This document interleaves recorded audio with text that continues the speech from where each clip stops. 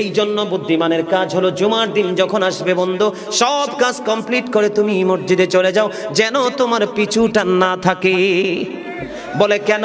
আমাদের দোষের কিন্তু বন্ধু শেষ নাই। জুমার দিনে মুসল্লিরা যায় সবার পড়ে এবং বের হয়, ইমাম সাহেব যখন ডানে বামে সালাম ফেরায়, মনে হয় যেন বন্ধু বিশ্বযুদ্ধ শুরু হয়ে গেছে, কার আগে কে রে বার হয়ে যাবে।